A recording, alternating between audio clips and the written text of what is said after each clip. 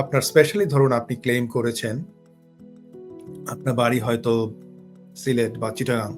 তো এখন আপনি যদি অত্যন্ত বড় মাপের একজন আইনজীবী সরি বড় মাপের একজন পলিটিক্যাল অ্যাক্টিভিস্ট না হয়ে থাকেন,